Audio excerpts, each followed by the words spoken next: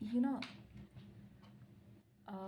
कई बार ऐसा होता है कि हमारी लाइफ में कुछ लोग आते हैं, बार बार आते हैं, सिमिलर पैटर्न के, सिमिलर बिहेवियर के। सपोज आपके अंदर एक फियर है अबेंडनमेंट का। तो आपकी लाइफ में ना कुछ ऐसे लोग बारी बारी मतलब आते रहेंगे जो आपको ट्रिगर देंगे वो फियर ऑफ अबेंडनमेंट का। मतलब सपोज आपके चाइल्डहुड में या आपकी mom left you early, father left you early for some reason, for some personal reason. And आपको तब से ही मतलब लोगों से ना मतलब अबेंडनमेंट इशू बहुत हो गया है कि मतलब ये मुझे छोड़ के तो नहीं चला जाएगा या मेरे को ये छोड़ के चली तो नहीं जाएगी। तो अगर आपके अंदर ऐसी एनर्जी, ऐसा फियर है ना, तो वो ऐसा फियर आपके सराउंडिंग में ही मतलब ऐसा ऑरा क्रिएट कर देगा या ऐसी वाइब्रेशन क्रिएट कर देगा कि उसी टाइप के ही लोग आपके लाइफ में आते रहेंगे। तो आपको फिर आप सोच में पड़े रहेंगे कि भाई मेरे को ही ऐसे लाइफ में लोग क्यों मिलते हैं जो मेरे को जल्दी छोड़ के चले जाते हैं, या मतलब मेरे को हमेशा ऐसा ट्रिगर देते रहते हैं फियर ऑफ अबेंडनमेंट का। तो उस टाइम सबसे बेटर चीज़ क्या होती है कि अपने आप के अंदर देखना कि वो फियर ऑफ अबेंडनमेंट आ कैसे रहा है, कौन से मोमेंट से आ रहा है। तो आपको वो प्रोसेस करना होगा कि सपोज़ किसी की मॉम लेफ्ट और father left in her childhood, and then he or she has to go inside herself, maybe just through journaling or through just visualization. Go to that moment and just remember that moment or try to create that moment as it is, that was happen in your childhood, and see which moment triggered that fear inside you, fear or whatever, fear of abandonment, fear of rejections inside you. And being a adult you, try to redirect the situation in a positive format. Suppose somebody's mom left in abandonment, left her due to some death process.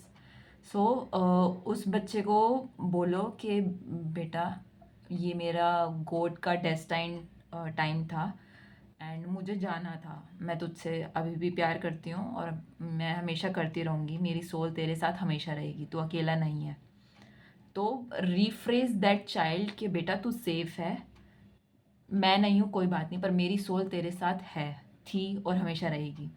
Just give him the that confidence कि बेटा सब ठीक है, डरने की कोई बात नहीं है, सब अच्छा है।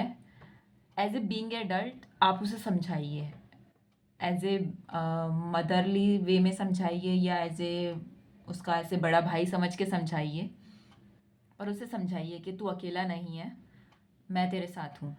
चाहे कुछ भी दुनिया छोड़ के चले जाए, कोई भी छोड़ के चले जाए, घंटा फ़र्क पड़ता है, बट मैं तेरे साथ हूँ। And universe is also with you. तो तू चिल मार, तू रिलैक्स रह, और तू अकेला नहीं है। उस मोमेंट पे अपने आप को बोलिए या अपने अडल्ट वर्जन को बोलिए कि thank you for taking care of me, I know, I am pretty sure you will be with me through thick and thin. उसको भी एश्योरेंस दीजिए और बच्चे को भी बोलिए कि वो एक्नॉलेज करे।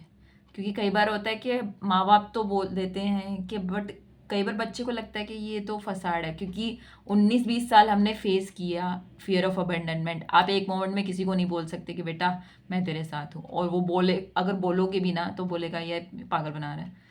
तो उसको एक्नॉलेजमेंट करवाना भी बहुत ज़रूरी है। कई बार बच्चे रिसीव करना नहीं जानते, 15-20 साल वो अबंडेंट में रहते हैं, फियर में, फिर जब रिसीव करने की बारी आती है तो उन्हें पता नहीं है कि रिसीव कैसे करना है। तो दोनों तरफ से आप अपनी और अडल्ट वर्जन की ट्रांजैक्शन करवाइए एंड देखिए कि वो कैसे हील होएगा उसके बाद। अगर एक बार में नहीं हो रहा है तो फिर 3-4 बार जर्नलिंग करवाइए उसकी, उसको मतलब जैसे आप जितना जितना काम करवाते रहेंगे ना अपने अंदर, उस बच्चे को काम करें, बोल लेंगे कि बेटा मैं तेरे साथ हूँ, उसको मतलब लविंग फील करवाएंगे कि सपोज़ आप एक एक्टिविटी पकड़ लीजिए कि मैं 5-10 मिनट तेरे साथ हर दिन बिताऊँगा। वो एक रिचुअल होगा हम दोनों का, कि हम दोनों एक दूसरे से मिलेंगे, हम दोनों एक दूसरे से बात करेंगे या कुछ भी वो करेंगे, कुछ भी कॉन्वर्सेशन करेंगे। तो आप उन सबको उस वो कॉन्वर्सेशन करवाइए कि मैं तेरे साथ मतलब as a child, as a mother मैं तेरे साथ ये करती, मतलब ऐसे घूमने जाती है, ऐसे खाना पीने करने जाती। तो make try to create a bond, positive bond. And जब जैसे जैसे आपका बॉन्ड वो बनता जाएगा, आप हील होते जाएंगे। तो ऐसे ही आपको मतलब आप अपना फियर ऑफ अबंडनमेंट या फियर ऑफ रिजेक्शन आप देख सकते हैं। तो इसकी बहुत सारी स्टेजेस हैं। पहले तो लोग आइडेंटिफाई कर लेते हैं तो उनको वो मोमेंट ही याद नहीं आता, क्योंकि जितने भी मतलब जिनका चाइल्डहुड ट्रॉमाटाइज्ड है या चाइल्डहुड में ऐसी कोई सिचुएशन हुई है कि बस वो माइंड आपका प्रोसेस ही नहीं कर पाता कई बार। तो जैसे उसको पहले आइडेंटिफिकेशन करवाना पड़ेगा कि बेटा फियर ऑफ अबैंडनमेंट है या फियर ऑफ रिजेक्शन है। फिर उसको थोड़ा सा ट्राई करवाना पड़ेगा कि कहाँ से वो अबैंडनमेंट या रिजेक्शन का आ रहा है। और जब वो फाइंड हो जाए तो फिर उसको एक्नॉलेजमेंट और वो बॉन्डिंग करवानी पड़ेगी। तो एक बहुत बड़ा मतलब जर्नी होती है, ये काइंड ऑफ हीलिंग जर्नी होती है। ये हमारे फियर्स होते हैं, ये हमारे डीमंस होते हैं, और इन डीमंस को ऐसे ही डील किया जाता है। हाँ, टूल्स थोड़े से डिफरेंट हो सकते हैं। कुछ लोग पीएलआर कराते हैं, कुछ लोग हीलिंग करवाते हैं, क्रिस्टल हीलिंग करवाते हैं, कुछ लोग विजुअलाइजेशन करवाते हैं, कुछ लोग सिर्फ जर्नल के थ्रू कराते हैं, कुछ लोग थेरेपी करवाते हैं। टूल्स कोई भी हो सकते हैं, but you have to decide which is right for you and which is not too hard for you. Like कुछ लोग होते हैं ना कि पीएलआर के लिए तो चले जाते हैं, बट जब वो मोमेंट आता है तो कई बार शिवर करने लग जाते हैं या वो मोमेंट वो डील नहीं कर पाते। और कुछ लोगों को शेमिंग भी, थोड़ा गिल्ट वगैरह भी होता है कि अपनी लाइफ किसी और के साथ मतलब मैं कैसे कर दूँ। तो बस उस हिसाब से आपको देखना है कि क्या क्या मतलब आपके लिए बेस्ट टूल्स हैं। और जब वो आपको बेस्ट टूल्स मिल जाएंगे, आप उसके साथ काम करना शुरू करिए। मैं तो कहती हूँ कि जर्नलिंग तो आप करते रहिए, क्योंकि वो वन वन पर्सन होता है और एक नॉन जजमेंटल बुक होती है हमारी, जो मतलब जैसा आप लिखोगे वैसा वो लेती रहेगी। तो इट्स अ बेस्ट मेथड। तो बस यही है कि आपको ऐसे प्रोसेस करने हैं अपने इमोशंस। एंड हाँ, थोड़ा लंबा प्रोसेस होता है ये सब, क्योंकि आप सेल्फ ग्रोथ, सेल्फ डेवलपमेंट हर कोई नहीं जाता जर्नी पे। जिसको अक्ल आ जाती है ना टाइम से कि बॉस ठीक है, मेटेरियलिस्टिक तो ठीक है, बट जो दिमाग की वाट लग रखी है, जो इमोशंस की वाट लग रखी है, उसको कैसे डील करेंगे। क्योंकि एट द पॉइंट कहीं ना कहीं, कभी ना कभी तो हमें मतलब उसको फेस करना ही पड़ेगा ना। आज नहीं तो 60 साल बाद करना पड़ेगा। इनफैक्ट अब नहीं करना पड़े, अब नहीं करेंगे तो नेक्स्ट जन्म में करना पड़ेगा। और जिसको मोक्ष चाहिए, जिसको निर्वाणा चाहिए, वो उसको अपने डीमंस तो फेस करने ही पड़ेंगे। ऐसा तो हो नहीं सकता कि बस तुम बदतमीज इंसान और भगवान तुम्हें कहेगा जा बेटा हेवन ले ले। तो ऐसा नहीं होता। यहाँ ही हेवन है, यहाँ ही हेल है। तुमको कैसे प्रोसेस करना है, तुमको अपनी सेल्फ डेवलपमेंट है या नहीं है, तुमको सेल्फिश हो अपने लिए, हो या नहीं, कितने सेल्फिश हो, वो तुम्हें खुद डिसाइड करना है। एंड मेक श्योर कि तुम्हें ऐसा लगेगा कि यार ये जर्नी बहुत अकेली है, ये जर्नी बहुत ना डेंजरस टाइप सी है, मेरे से नहीं होगा। क्योंकि कई बार क्या होता है ना, कुछ इमोशन जो हमारे अंदर दब जाते हैं या हम पर्सनली दबा देते हैं अपने अंदर, वो इमोशंस को फेस करना एंड वो इमोशंस को डील करना, प्रोसेस करना एक दिन का काम नहीं होता। लोगों को हफ्ते लग जाते हैं, लोगों को दिन लग जाते हैं, लोगों को साल लग जाते हैं।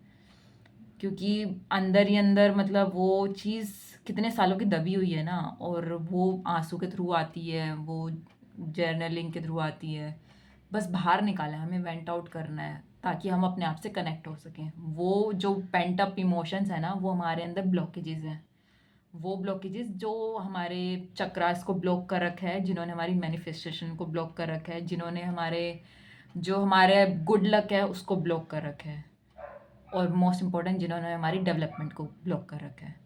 तो जब तक आप वो डीमंस फेस नहीं करोगे ना खुद से, आप कहीं ना कहीं तो लैग करोगे।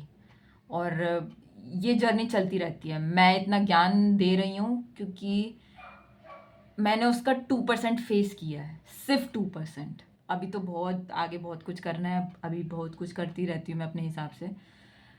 बट एज ए जो हीलर बोलो या थेरेपिस्ट, अगर मैं कुछ कहूँ, मैं इतना बोलती नहीं क्योंकि मैं खुद बिगिनर हूँ, बट जब ये जर्नी होती है ना तो लगती तो ऐसी है कि भाई कहाँ भेज दिया हमें, क्या ही कर रहे हैं, दुनिया तो इतने मज़े कर रही है बट हम यहाँ पर बस रोए जा रहे अपना दुखड़ा देख रहे हैं, कहाँ से अपना दर्द आ रहा है। बट ट्रस्ट में जब ये तुम इस फेज से निकलोगे ना, तुम्हारा कॉन्फिडेंस की ना जो हाइप दिखेगी तुम्हें, तुम्हें दिखेगा कि भाई अपन ना ज़िंदगी में मचा रहे हैं। और ये जो कंजर लोग हमारे ऐश कर रहे हैं पार्टियों में, कहीं भी जा रहे हैं, ये अपने इमोशंस को सप्रेस करने की कोशिश कर रहे हैं कहीं ना कहीं। जो इनको कहीं लैक था, वो ये लैक अपना मतलब डाइजेस्ट करवाने के लिए पार्टीज़ में जाने की कोशिश करते हैं कि मतलब चलो कहीं से तो डाइवर्ट होएं, अपना दिमाग डाइवर्ट करें, क्योंकि डीमंस को फेस करने के लिए बहुत करेज चाहिए होता है। पार्टी में जाके नाचना इज़ ईज़ी, बट घर में बैठकर जब वो अपना जो गंदे गंदे मोमेंट्स याद करना, अपने आप को एक्नॉलेज करना कि बॉस तूने ये चुतियापा किया था इस टाइम पे, और ये चुतियापा इस डीमन के थ्रू हुआ था, और इस चुतियापे को ऐसे ठीक करना है, और इस चुतियापे को इतना टाइम लगेगा ठीक करने में। तो उस टाइम पे जो आपका एक सेल्फ अवेयरनेस का लेवल होता है ना, वो एक हाइप पे होता है। और लोगों को दिखेगा जब आप ये हीलिंग जर्नी से निकल रहे होगे ना, धीरे धीरे अपने डीमंस फेस कर रहे होगे, तो लोगों को दिखेगा यार ये बंदा ना कुछ अट्रैक्टिव है।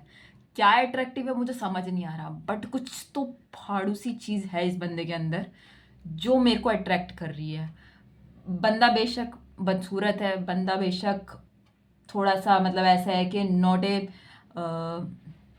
हाई फाई फैमिली से है, बट ना कुछ बंदे में बात लग रही है, और वो बात ना बहुत यूनिक है, कहीं नहीं मिल रही वो मुझे। तो वो चीज़ें, वो ओरा क्लेंजिंग और वो जो करेक्टर बनता है ना आपका, वो फाड़ू होता है, और वो कहीं से भी नहीं आता, वो कोई कॉपी करने से नहीं आता, वो कहीं मतलब कोई स्ट्रक्चर फॉलो करने से नहीं आता। वो आपका आता है अंदर का काम करने से, इनर हीलिंग के थ्रू आता है वो। और वो इनर हीलिंग थोड़ी सी मैसी लगती है, but it's totally worth it, it's totally worth it. And just be strong in that journey. सब हो जाएगा, सब होता रहता है।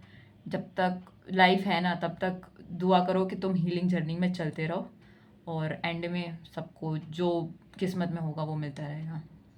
एंड या बस इतना ही था आज का। See you in next video, bye bye.